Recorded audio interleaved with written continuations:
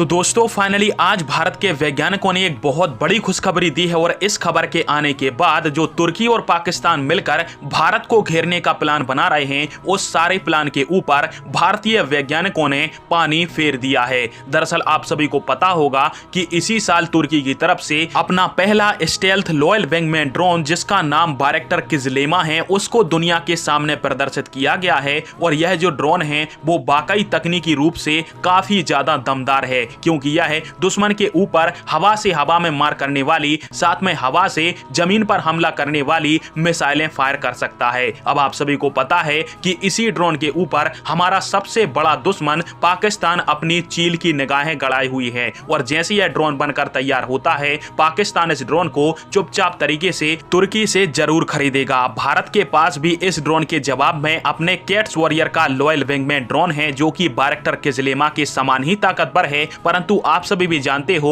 कि युद्ध में हमें हमारे शत्रु के बराबर शक्तिशाली नहीं बल्कि शत्रु से 4 कदम आगे होना चाहिए और इसी 4 कदम को आगे बढ़ाने में हमारा जो भारत का स्वदेशी फाइटर जेट है तेजस वो काम आने वाला है। दरअसल यदि आप हमारे पुराने व्यूअर होंगे तो आप सभी को एक वीडियो के माध्यम से मैंने जानकारी दी थी कि भारत की जो हिंदुस्तान एरोनॉटिक्स लिमिटेड है उसका ऐसा प्लान है कि क्यों ना हमारे तेजस फाइटर जेट को एक लॉयल विंगमैन ड्रोन में बदल दिया जाए, यानी एक ऐसा फाइटर जेट जो कि बिना पायलट के उड़ेगा और इसमें ज्यादा से ज्यादा मात्रा में हथियार गोला बारूद और एयर टू एयर और एयर टू ग्राउंड मिसाइलों को हम तैनात करके दुश्मन के किसी भी ड्रोन से हम लड़ाई लड़ सकते हैं। साथ में किसी भी दुश्मन देश के टारगेट को इस हथियार के माध्यम से बहुत ही लंबी दूरी से हम नष्ट करने की क्षमता भी प्राप्त कर पाएंगे। अब दोस्तों आज इसी प्रोग्राम को लेकर एक बहुत बड़ी खबर निकल के सामने आई है क्योंकि जो हमारी हिंदुस्तान एरोनॉटिक्स लिमिटेड है उसने 2021 में new space research and technology के साथ एक समझौता ज्ञापन साइन किया था जिसके तहत किरण मार्क 2 नाम का जो फाइटर ट्रेनर है उसको एक अनमैन्ड एयरक्राफ्ट में बदला जाएगा।